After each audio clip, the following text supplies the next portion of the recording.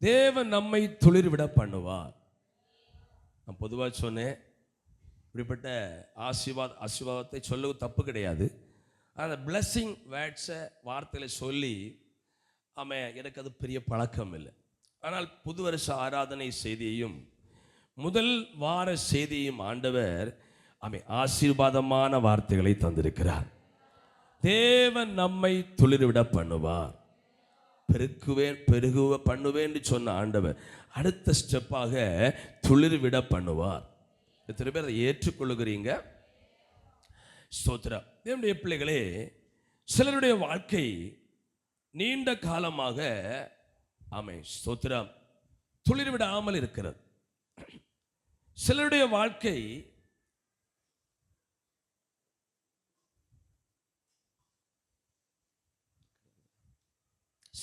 வாழ்க்கை துளிர் விடுகிறது. வேலைக்கு பஞ்சமே இல்லை பாஸ்டர், வருமானத்துக்கு பஞ்சமே இல்லை பாஸ்டர்.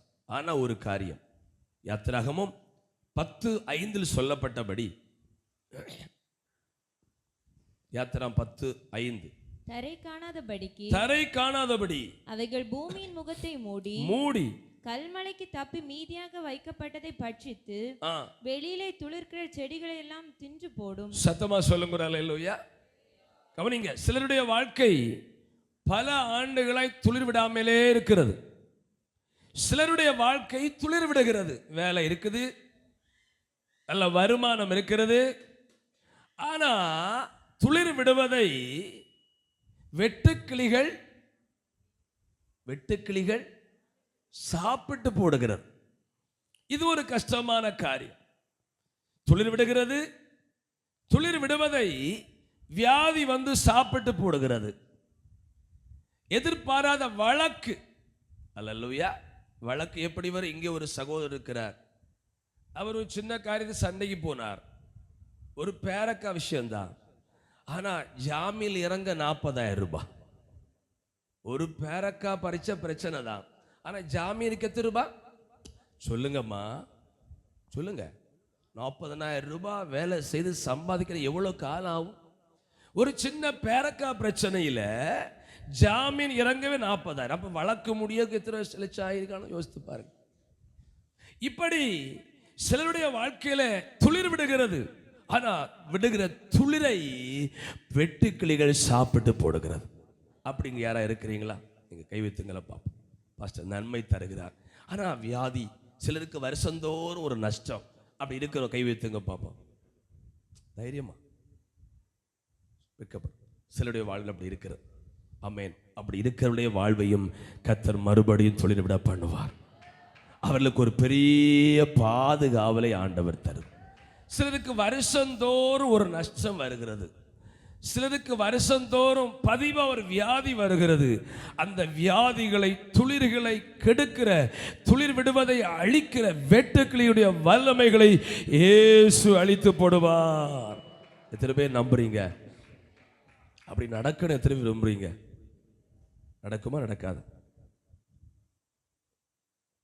சரி, உங்கள் வாழ்வை தேவன் துளிர்விட பண்ணும். ஏசாயா 58, உன் சுகவாழ்வு சீக்கிரத்தில் துளிர்த்து. சுகவாழ்வு எப்படி துளிர்க்குமா? எல்லாமே விரும்புறது ஃபாஸ்டா. சுகவாழ்வு சீக்கிரத்தில் துளிர்த்து. ஆமென். கர்த்தர் நம்மை சீக்கிரமாய் துளிர்விட பண்ணுவார். சங்கீதம் 81:14, நான் சீக்கிரத்தில் அவர்கள் எதிராளிகளை தாழ்த்தி என்று எழுதப்பட்டிருக்கிறது. எதிர்ப்பாயிருக்கிற பிசாசின் ஆவிகளை சீக்கிரத்தில் கர்த்தர் தாழ்த்துவார். சரி, நம்ம செய்தியின் தலைப்பு என்ன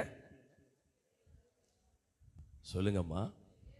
விசுவாசிக்கிறவங்க கண்டிப்பா அறிக்கையிடுவாங்க, தேவன் நம்மை துளிர்விட பண்ணுவார். சரி, முதலாவது யாரை துளிர்விட பண்ணுவார்? என்னாகமம் 17:5 வாசிப்போமா? அப்பொழுது நான் தெரிந்து கொள்ளுகிறவனுடைய கோல் துளிர்க்கும். இப்படி இஸ்ரவேல் புத்திரர் உங்களுக்கு விரோதமாய் முறுமுறுக்கிற அவர்கள் முறுமுறுப்பை என்னை விட்டு ஒளிய பண்ணுவேன் என்றார். முதலாவது யாருடைய கோலை கர்த்தர் துளிர்க்க பண்ணுவார்னா, தேவன் தெரிந்து கொண்டவருடைய கோலை துளிர்க்க பண்ணுவார். யாரை துளிர்க்க பண்ணுவார்? தேவன் நம்மை தெரிந்து கொண்டவர்.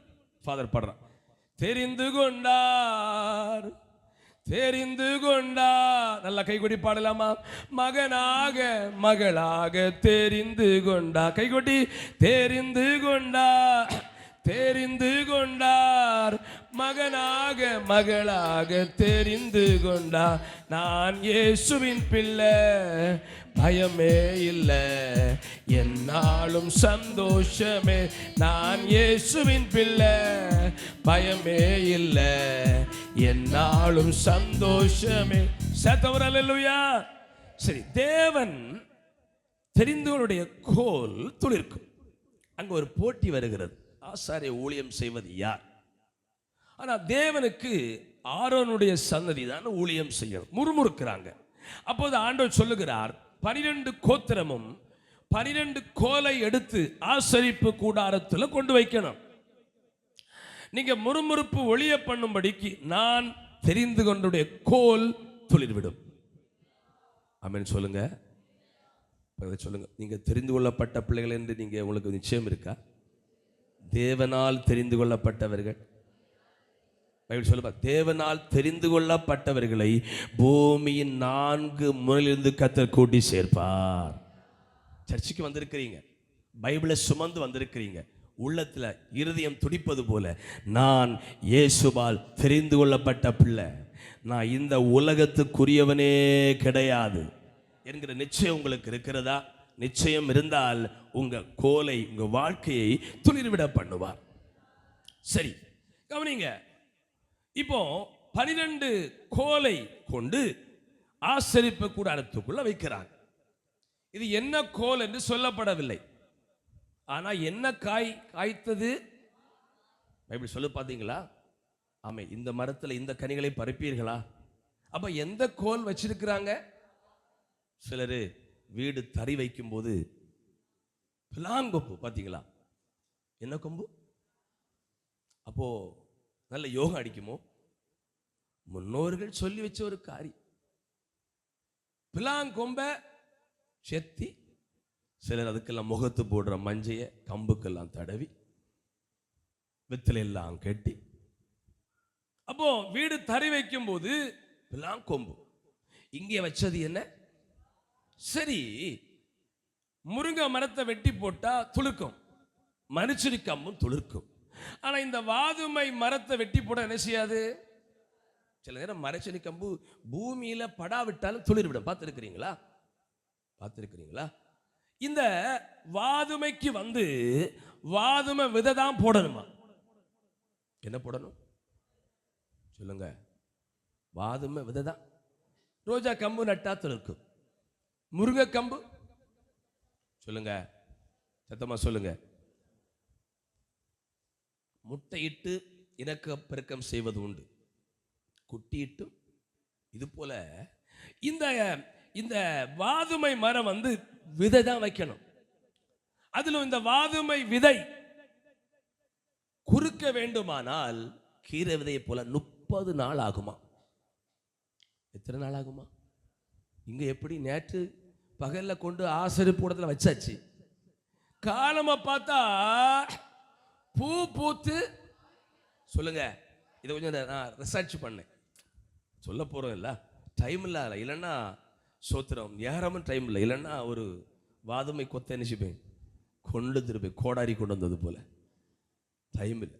கவனிங்க, விதை போட்டா 30 நாள் ஆகும், கம்பு நட்டால் துளிர்க்காது.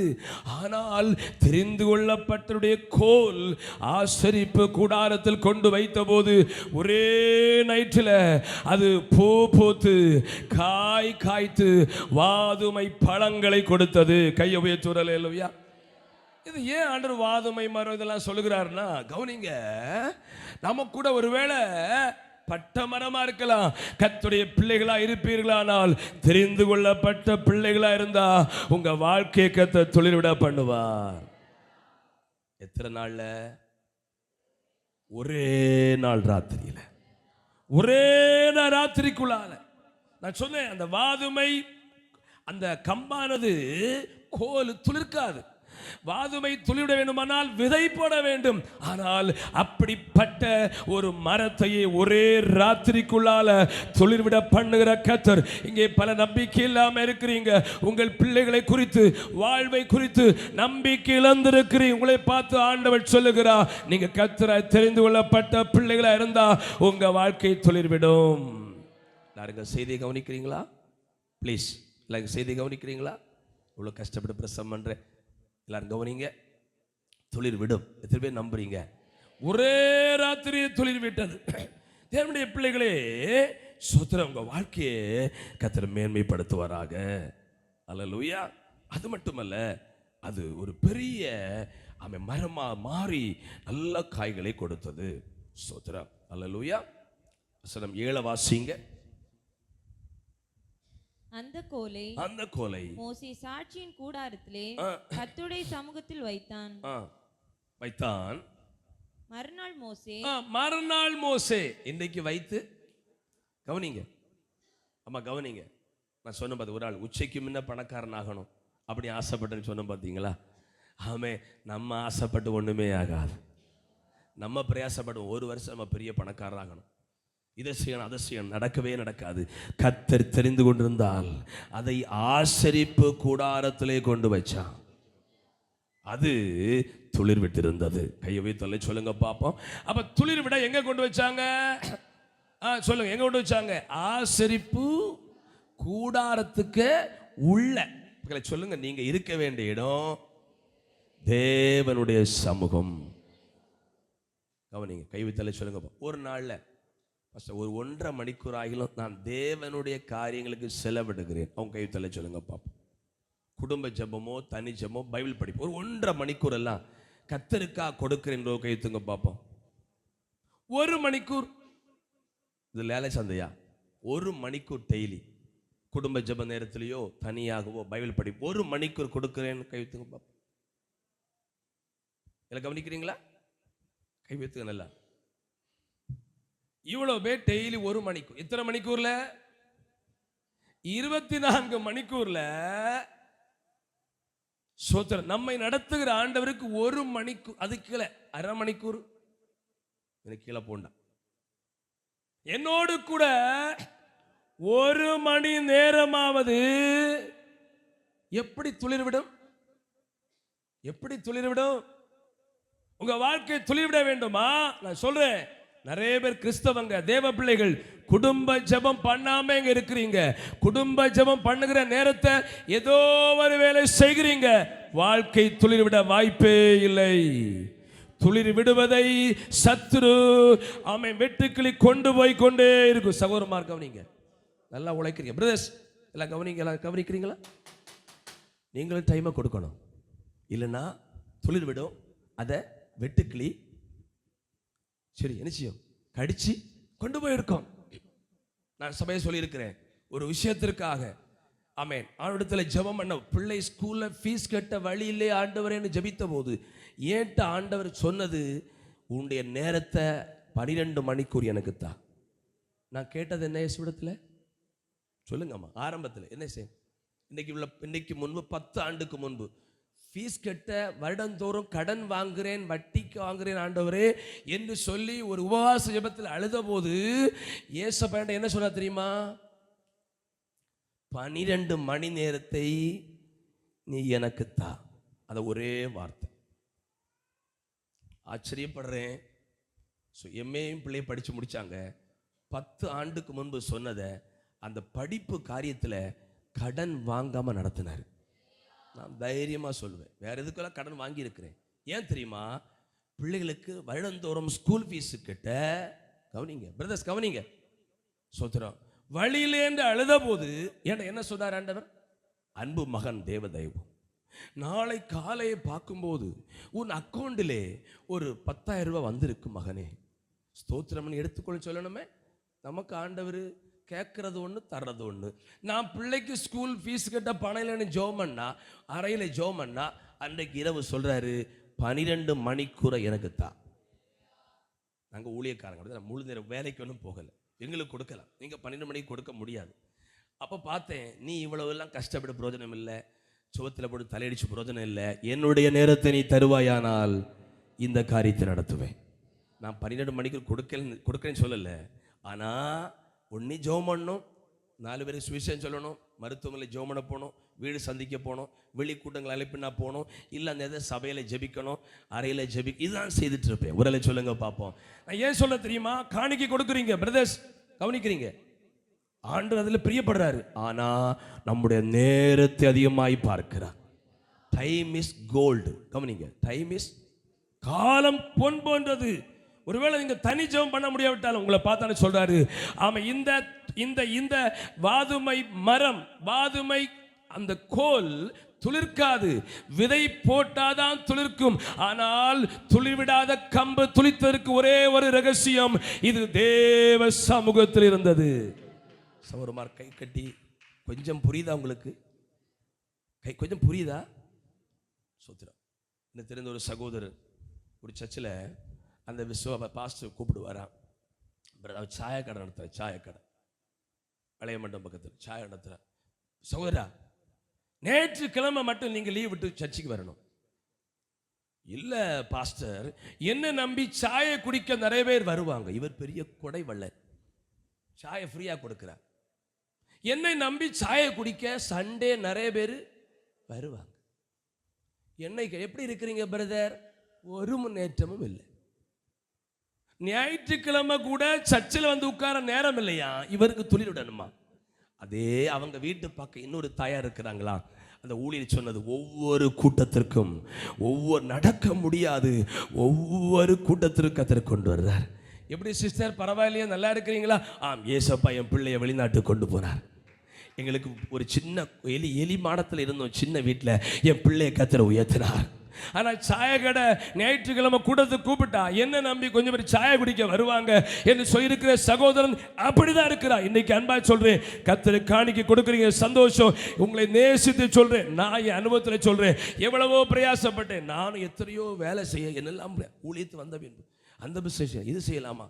கர்த்தர் சொன்னார், எங்க இனி ஓட வேண்டாம், என் சமூகத்தில் 12 மணிக்கூரை கொடு என்று சொன்ன வார்த்தை இன்றைக்கு நிறைவேற்றி இருக்கிறார். பிரதர், சகோதரி, எவ்வளவு வேலை இருக்குது? No problem. வேலை இருக்கா இல்லையா? ஆண்டவருக்கு விஷயமே கிடையாது. 24 மணி நேரத்தை தந்தது வேலை செய்து பிழைக்க மட்டுமல்ல, சுகத்தை தந்திருக்கிறார், வேலையை தந்திருக்கிறார். அன்பா ஏற்றுக்கொள்ளுங்க இந்த வார்த்தைகளை. கர்த்தருக்கு ஒரு நாள் விடிந்து தூங்க போகும் முன்னால 1 மணிக்கூறாவது ஒரு கிறிஸ்தவன் கர்த்தருக்கு கொடுக்கணும்.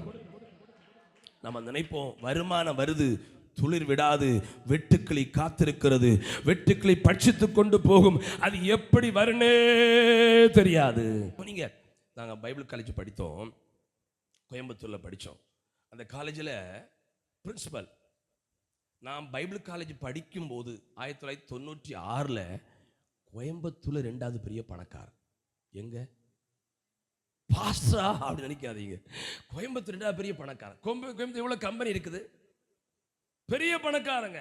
25 ஆண்டுக்கு முன்பே அந்த சர்ச்சு கட்ட செலவு 3 கோடி, இப்ப 30 கோடி 50 கோடியா. ஆனால் அந்த பாஸ்டர் என்ன செய்வா தெரியுமா? எல்லா பிள்ளைகளும் அமெரிக்கா, லண்டன்ல படிச்சவங்க, நல்ல விஐபிகள், பெரிய பெரிய லெவலில் உள்ளவங்க. அந்த பாஸ்டர் டேவிட் பிரகாசம், எங்கள் தலைவர், என்ன சொல்ல தெரியுமா? அப்பதான் டாட்டா, இன்னைக்கு எல்லாருக்குமே காரு கிருபையா இருக்கு, சபையில் உள்ள எல்லாருக்கும் ஆண்டு தருவார். ஆனால் அன்றைக்கு டாட்டா எஸ்டேட் காரு அவங்ககிட்ட தான் இருந்தது. சோத்திரம். அங்கிருந்து காந்திபுரத்திலிருந்து மருதமலைக்கு 10 கிலோமீட்டர் பக்கம் பஸ் ஏறி வருவார். வந்து எங்க வேதாம கல்லூரிக்கு மேல் மாடியில் ஒரு ரூம் இருக்கு, அங்கே ஜோமட்டே இருப்பார். எவ்வளவு பெரிய பணக்காரங்க, சும்மா சொல்லுங்கய்யா. கோயம்புத்தூர்ல 25 ஆண்டுக்கு முன்பு 2வது பெரிய பணக்காரங்க. என்ன செய்கிறாரு? நம்ம இப்படி ஆனா சர்ச்சை கூட வர மாட்டோம், பின்ன இங்க 1 மணிக்கு கொடுக்கு நாங்க பார்த்துருக்கிறோம். ஏன் வீட்டில் இருக்கலன்னா தொந்தரவு, போன் தொந்தரவு வரும். அதனால பஸ்ல வருவார். கார்ல வந்தா யாரும் சொல்லுவாங்க, ஐயா இங்கே காலேஜ் இருக்கு. பஸ்ல வருவார், வந்து மேல மாடியில ஜெபம் பண்ணுவார். இன்னைக்கு அந்த குடும்பத்தை எங்கேயோ கர்த்தர் கொண்டு போயிட்டார். இன்னைக்கு 100 பேர் ஆரம்பிக்கிற சபை 7000 பேர் ஆராதிக்கிறாங்க. ஜெயில் அதிகாரிகள் அங்க விசுவாசியா இருக்கிறாங்க. நாங்க வேதாமா கல்லூரி படிக்கும் போது டெண்டெல்லாம் போடுறது கைதிகள். அந்த ஜெயிலர் வந்து கைதிகளை சும்மா கூட்டிட்டு வந்து குண்டுதோட வச்சு டென்ட் போடுவாங்க. நாங்க பார்த்துருக்குறோம். ஜெயிலர்கள் பெரிய பெரிய ஆளுக்கு இருக்கிறாங்க. ஏன் சொல்றேன் தெரியுமா? இன்னைக்கு நம்ம கொஞ்சம் டெவலப் ஆன உடனே கர்த்தருக்குரிய நேரத்தை கொடுக்கிறது இல்லை. இந்த கோல் துளிர்விட காரணம் என்னவென்று சொன்னால், இது தேவ சமூகத்தில் வைக்கப்பட்டது. பிரதர்ஸ் கவனிங்க. ஆமே, இதுக்கு விதை தான் போடணும் துளிர்விட. ஆனா கம்பே துளித்தது. அதுக்கு ஒரு பெரிய காரணம். இது வீட்டில் வைக்கப்படவில்லை, ஃப்ரிட்ஜுக்குள்ளும் வைக்கப்படவில்லை. இப்படி ஒரு காரியம் சொல்றார். அவர் சொல்றாரு தகவல், சில விதைகளை ஃப்ரிட்ஜில் வச்சாதான் துளிவிடுமா. ஆனா இந்த வாதுமை விதைய ஃப்ரிட்ஜில் வைக்காவிட்டாலும் அது துளிர் விடுமா. 30 நாளில் துளிர் விடுமா. ஒரு 3-4 வருஷத்துல காய் காய்க்குமா. அப்படிப்பட்ட அந்த வாதுமை மரத்தை ஒரு நாள் நைட்டுக்குள்ளாகவே கர்த்தர் பூத்து காய் கொடுக்க பண்ணினான்னா இந்த சத்தம் வெறுமையான சத்தம் அல்ல. எத்தனை பேர் ஸ்தோத்திரத்தோடு ஏற்றுக்கொள்ளுகிறீர்களோ? தேவ சமூகத்தில் இருப்பேன். என்ன வேலை இருக்குதோ உங்க குடும்பத்துக்கு தீமைக்கு காரணம், டெவலப்மெண்ட் இல்லாத காரணம் உங்கள் உழைப்பு தப்பு கிடையாது. நீங்க உழைக்காதபடி நல்ல சகோதரனே கர்த்தருக்கு கொடுக்க வேண்டிய நேரத்தை திருடி கொண்டிருக்கிறீங்க. நான் சொல்லுவேன், குடும்ப ஜெபம் இல்லாத வீடு என்ன வேலை செய்தாலும் குறிப்பிட்ட டைம்ல உங்க வீட்டு ஹால்ல உங்க பிள்ளைகளோட ஜெபத்திற்கு உட்காரணும். இல்லைன்னா வெட்டுக்கிளி வந்து தட்டி கொண்டு போய் கொண்டே இருக்கும். அது ஊழியக்காரனுக்கு வீட்டையும் விடாது. எங்க வீட்டையும் விதிவிலக்கல்ல. ஜெபம் மறந்தால், குடும்ப ஜெபம் மறந்தால் குடும்பத்தில் பிரச்சனை எல்லாம் வரும். ஆனா குடும்ப ஜெபம் தவறிவிட்டால் ஊழியக்காரன் வீட்டையும் இந்த வெட்டுக்கிளி விடாது. பாஸ்டர் ஜெபிக்கிறோம் பாஸ்டர், ஆனா திருடுகிறதே வெட்டுக்கிளி என்றால் கொஞ்சம் பொறுத்திருங்க. கர்த்தர் உங்களுக்கு ஒரு வாக்குத்தத்தத்தை தருவார். கண்டிப்பா வாக்குத்தத்தை தருவார். உங்களை கர்த்தர் தூக்கி எடுப்பார். ஒரு சொல்லுங்க பாப்போம். சரி, தேவனுடைய பிள்ளைகளே சோத்திரம், இது தேவ சமூகத்தில் வைக்கப்பட்டது சொல்லி வசன வாசித்த டைம் ஆயிரும். சரி, வெளியே கொண்டு காட்டியாச்சு. ஆரோனுடைய கோல் தான் தெரிந்து கொள்ளப்பட்ட கோல். இந்த 12 கோலை வெளியே எடுத்து மீதி 11 பேரும் வெக்கப்பட்டு ஷேமாகி வெறும் கோலை வீட்டுக்கு கொண்டு போனார்கள். ஆரோனுடைய கோல் திரும்ப துளிர் பூ பூத்து காய் காய்ச்சது. திரும்ப கொண்டு போய் ஊர் ஊரா நான் துளிர் விட்டேன், நான் துளிர் விட்டேன். அன்பு மக்களே, முருங்கோலை மக்களே, நான் துளிர் விட்டேன், நான் பெரிய ஆளாயிட்டேன் என்று ஊர் ஊரா தெரியல. அந்த கோலை மறுபடியும் தேவ சமூகத்தில் கொண்டு வச்சான். எங்க வச்சா? அப்ப வெறும் கோலா இருக்கும்போது தேவ சமூகம், கோல் துளித்த பின்பும் தேவ சமூகம். இதுதான் சிக்கல் வருது, பிரச்சனை வருது. அல்லேலூயா. அதான் பிரச்சனை வருது. கோலா இருக்கும்போது, ஒரு வாய்ப்பும் இருக்கும்போது உபவாசத்துக்கெல்லாம் வருவோம். ஆமை சோத்திரம், ஆமை ஜெபம் எல்லாம் ஒழுங்கா நடக்கும். கொஞ்சம் பூ பூத்து காய் காய்த்தா இப்ப நம்ம எங்க இல்லாமோ போயிடுவோம். கர்த்தர் சொல்றாரு, ஆண்டவர் உங்களை உயர்த்தி கொண்டிருப்பார், மேன்மைப்படுத்துவா. கர்த்தர் தேவ பிள்ளைகளை மேன்மைப்படுத்தி கொண்டே இருப்பார். ஆனா ஒரு விஷயம், ஆமை ஆசரிப்பு கூடாரத்தை மறக்க கூடாது, சபை கூட்டங்களை மறக்க கூடாது, இடை கூட்டத்தை மறக்க கூடாது. பிரதர்ஸ் கவனிங்க, நல்லா உழைக்கிறீங்க. இயேசுவின் நாமத்தில் சொல்றேன், உங்க குடும்பத்தில் இருக்கிற எல்லா சிக்கலும் மாறும். குடும்பமா உங்க ஹால்ல உட்கார்ந்து ஜெபிக்கிற நேரத்தை ஒதுக்குங்க. தனி ஜெபம் இல்லாவிட்டால் குடும்ப ஜெபத்தில் ஒரு 3/4 மணிக்கூர், அரை மணிக்கூர் முட்டி போட்டு, ஏசப்பா எங்க குடும்பத்தில் இப்படிப்பட்ட சிக்கல் இருக்கிறது, அவன் வேற மனநொந்து. நான் சொன்ன பார்த்தீங்களா, நான் எவ்வளவு பிரயாசப்பட்டேன் தெரியுமா? இந்த கடன் இல்லாம குடும்பத்தை நடந்து என்னெல்லாமோ பிரயாசப்பட்டேன், என்னெல்லாமோ ஸ்டெப் எடுத்து, என்னெல்லாமோ செய்தேன். ஆனா ஆண்டவர் சொன்னா, உனக்கு ஊழியத்தில் தான் மேன்மை, நீ 12 மணிக்கூர் எனக்கு கொடு. பிரதர்ஸ், நீங்களும் முன்னேற நிறைய இந்த சிக்கல் எல்லாம் வெளியே நிறைய பிரயாசப்படுறீங்க. இன்றைக்கு கர்த்தர் உங்களை பார்த்து எனக்கு சொன்னவர் சொல்றாரு, நீ டெய்லி 1 மணிக்கூர் எனக்காகத்தான். நான் என்ன சொல்லிருமா, நம்ம சம்பாதிச்சு எங்க கொண்டு வைக்கிறோம்? அல்லேலூயா. நிறைய சம்பாதிச்சா பாம்பை வாங்கி ஜன்னலோடு கட்டில எறிவான், மோய் எரிஞ்சு கொத்த வைப்பான். புரிஞ்சுதா? அப்பாவுக்கு பேருக்கு 3 கோடி இன்சூரன்ஸா, 3 கோடி ரூபாய். ஒரு நாள் விபத்தான போது சொன்னார், அப்பா மக்களே கவலைப்படாத, நான் 3 கோடி ரூபாய் இன்சூரன்ஸ் பண்ணியிருக்கிறேன். இவன் உஷாராயிட்டானுவா. தவளை தன் வாயால கடும். பணம் இருந்தா பெருமைப்படாதீங்க, கத்தம் கட்டே இருப்பான். இவனை பார்த்துட்டானுவா, கிழவருக்கு பேருக்கு 3 கோடி இன்சூரன்ஸா. இவரோட சோழி கடை முதல் ஒரு பாம்பை கொண்டு போட்டாங்களா. தினத்தந்தியில் இருந்த செய்தி. ஜன்னலோடு எரிஞ்சாங்களாம். அவர் கொரட்டப்பட்டு உறக்கம் கடிச்சு தான் சாவலியாம். புறம் பார்த்தலாம் பயங்கர விஷம் போல இருக்க இவர். இன்னும் பெரிய பாம்பை கொண்டு போட்டாங்களாம். இங்கே கங்குற பங்குறா கொத்திட்டான். கொத்தி ஆளா விட்டு 3 கோடி இன்சூரன்ஸ் தரவன் சும்மா தருவானா?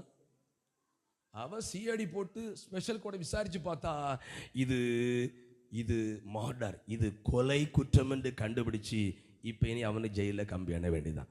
பார்த்துக்க, அப்பாவுக்கு உயிரும் போச்சுது. 3 கோடியும் 3 பைசா கிடைக்குமா?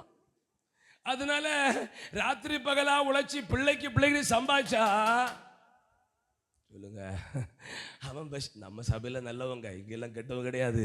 அவன் விஷப்பாம்பையோ இல்லைன்னா யாரா ஏவி வண்டி அடிச்சுவான், கிளற தட்டி தள்ளுங்க, நம்ம எப்பெல்லாம் அபகரிப்போம். அதனால நம்ம பிள்ளைக்கு குடும்பத்துக்கு சேர்த்து நம்ம ஒரு ஞானம் வேணும். ஆண்டு சொல்றாரு, எனக்கு ஒற்றை அடியில் புரிஞ்சு, ஒற்றை அடியில் அன்றைக்கு ராத்திரியே புரிஞ்சுது.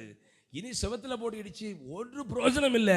ஆமாம் பாருங்க, அதை பார்த்தீங்கன்னா வீட்டில் நான் எங்கேயா போயிட்டு வந்தேன்னா அன்றைக்கி டைம் இல்லாத ஓடி வந்து அந்த சின்ன ரூம் எனக்கு தந்திருக்கிறேன். அங்கே முட்டி போட்டு ஆண்டவரே நான் அழுதுருவேன். ஏன்னா எனக்கு அதான் ஒரு சொல்லுங்க பார்ப்போம். உங்களைப்பா சொல்கிறாரு, நீங்கள் கை கால் போட்டு அடித்து பிரோஜனமே இல்லை. உங்கள் வீட்டில் ஆலயத்தில் ஆமென் டெய்லி ஒரு மனிதர் உங்க வீட்டில் 2 டைம் கொடுத்தாலும் பிரச்சனை இல்லை. குடும்பமா உட்கார்ந்து ஜெபிப்பீர்களா? துளிர்விடாத குடும்பம் துளிர்விடும். இந்த குடுகுடுப்ப கர்த்தரை போல உங்க குடும்பம் துளிர்விடுன்னு சொல்லல, அவன் சும்மா சொல்லி போயிடுவான். கர்த்தர் சொல்றாரு, நீ கர்த்தருக்குரிய நேரத்தை கொடுப்பாயானால் உங்க குடும்பம் கர்த்தருமா கண்டிப்பா துளிர்விடும்.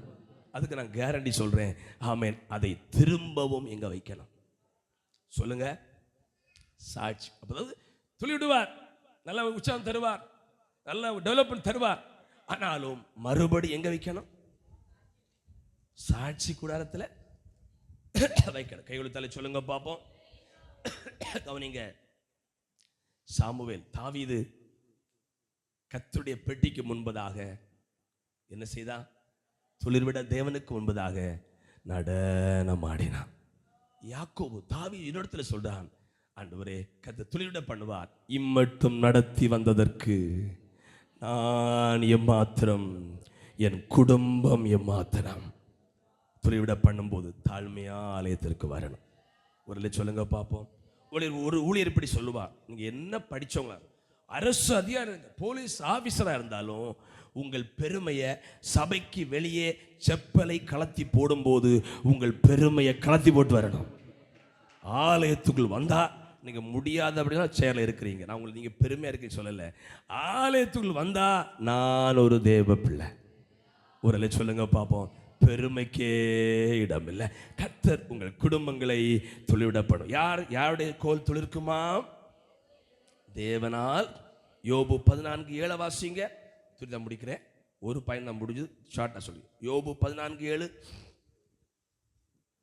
ஒரு மரத்தை குறித்தாவது நம்பிக்கை உண்டு, அது வெட்டி போடப்பட்டாலும் திரும்ப தழைக்கும், அதன் இளங்கிளைகள் துளிர்க்கும். ஆமா, வெட்டப்பட்டாலும் தெரிந்து கொள்ளப்பட்ட பிள்ளைகளை கர்த்தர் துளிர்விட பண்ணுவார்.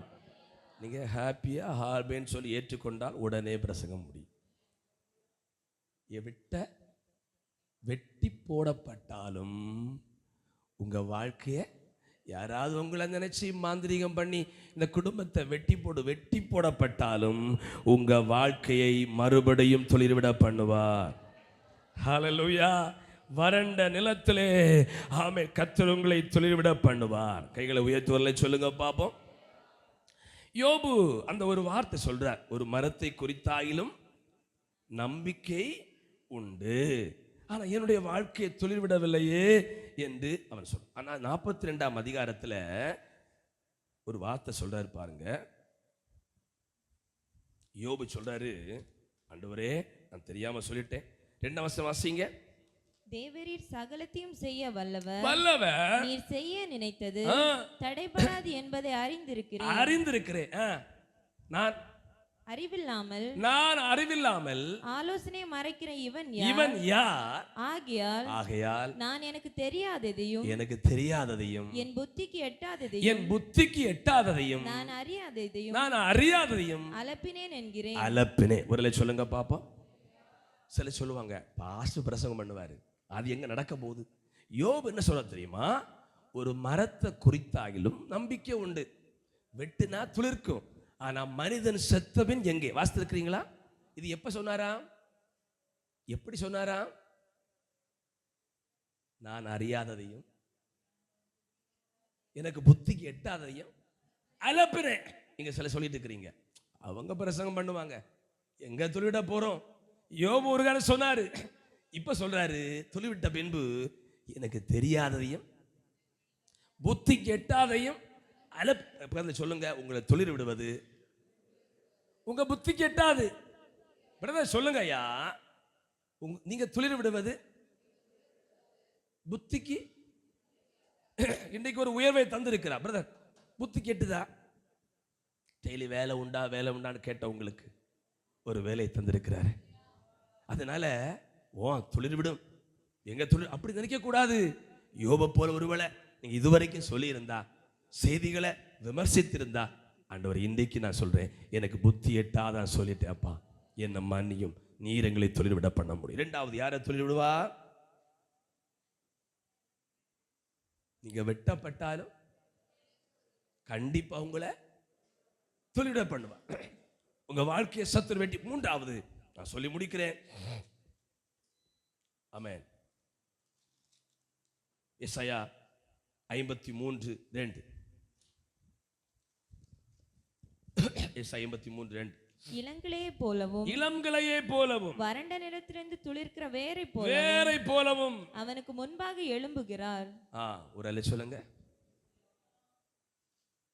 அடுத்த வாரம், இப்போ இந்த வருஷம் புதிய ஒரு நியமம் வச்சிருக்கிறோம். அடுத்த வாரம் உங்களோட கேள்வி கேட்பேன். இந்த 3 பாயிண்ட் பிரேஸ் ஒன்றும் தர மாட்டேன், உங்கள்கிட்ட கேட்பேன். போன வாரம் செய்தி என்ன தலைப்பு, ஹெட்டிங், ரெஃபரன்ஸோட 3 பாயிண்ட் என்னெல்லாம் சொன்னேன். தலைப்பு தொழில்விட பண்ணுவா. ஆமாம். சப் ஹெட்டிங் தெரிந்து கொள்ளப்பட்டிருந்தா தொழில் விடுவார். தேவனால் கிறிஸ்தவங்க நிறைய பேர் இருக்கிறாங்க, 400 கோடி மக்கள் இருக்கிறாங்களா? அதுல நீங்க தெரிந்து கொள்ளப்பட்ட பிள்ளைல இருந்தா உங்க தொழில் விடுவீங்க, உங்க குடும்பம் மேன்மைப்படும். இரண்டாவது, வெட்டி போடப்பட்டாலும் யார மாந்திரிகம் பண்ணி இந்த குடும்பத்தை அழிக்க பார்த்தாலும் தொழில்விடப்படும். மூன்றாவது, வறட்சியா இருந்தா, வறண்ட நிலத்தில் தொழில் விடுவீங்க. எத்தனை பேர் நம்புறீங்க? ஆனா ஒரு காரியம், வறண்ட நிலத்துல வறட்சியான வாழ்க்கை வரும்போது நம்ம பாடிட்டே இருக்கணும். தாவீதை பாருங்க, வறண்டதும், நிறைய வசனம் இருக்கு, நீ சொல்ல போனா உங்களுக்கு இருதயம் தாங்க. வறண்டதும் எப்படியும் தெரியலையே, கரெக்டா டைம் உங்களுக்கு தெரியும். பார்த்தீங்களா? பசி சொல்லுதான்னு தெரியல. வறண்டதும் சௌரமார் பரவாயில்லை, ஏன்னா கரெக்டா உங்களுக்கு தெரியும் டைம்.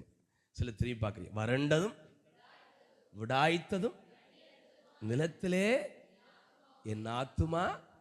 சில வறட்சி வந்த உடனே குழஞ்சு போயிடுவாங்க, மனுஷன் தானே. ஆனா சில வறட்சியிலும் கர்த்தரை முறுமுறுக்க மாட்டாங்க. மூன்றாவது, உங்க வாழ்க்கை வறட்சியா இருக்கலாம், இந்த வறட்சி நீண்டு போகாது. அந்த வறண்ட காலத்திலும் கர்த்தரை நீங்க சார்ந்து கொண்டா, வறண்டதும் தண்ணீரற்றமா நிலத்திலே என் ஆத்துமம் தாகமா இருக்கிறது. எனக்கு வறட்சி இருக்குதப்பா, எங்க வாழ்க்கை குடும்பம் வறட்சியா இருக்குது, பிள்ளைகளை திருமணம் பண்ணி கொடுத்தோம், வறட்சியா இருக்கு ஏசப்பா என்று சொன்னாலும் கர்த்தர் மேல இங்க வாஞ்சுள்ளலாம் இருந்தா உங்க குடும்பத்தை, வறட்சியான குடும்பத்தை கர்த்தர் தொழில்விட பண்ணுவா. எழுந்திருப்போமா? நம்ம எல்லாரும் பாட போகிறோம். ஆமென், ஆமென். மூன்றாவது பாடின பாடல், ஆமென். அக்கினியில் நடந்து வந்தோம், ஒரு சேதம் இல்லையப்பா என்கிற பாடல் நம்ம எல்லாரும் சேர்ந்து பாட போகிறோம். தேங்க்யூ ஜீசஸ், ஹல்லேலூயா. ஆமென், ஆமாம். இன்றைக்கி சண்டே கிளாஸ் நமக்கு ஃபுல்லாக இல்லை, கிளாஸ் பிடிச்சி உங்களை விட்டுருவோம். அதனால கொஞ்சம் அட்ஜஸ்ட் பண்ணுங்க. வெளியே போகிற பிள்ளைகள் குயிக்காக உள்ள வரணும், ஜெபம் ரொம்ப முக்கியம். ஆமென். செய்தி கேட்டது போல ஆமென் சோத்திரம். வெளியே போகிறவங்க ஆமென் தொடர்ந்து நம்ம முடித்து ஆசீர்வாதம் கூறும்போது முழுமையான நன்மைகள் வரும். ஹல்லேலூயா. அக்கினியில் நடந்து வந்தோம், ஒரு சேதமும் இல்லையப்பா. ஹல்லேலூயா.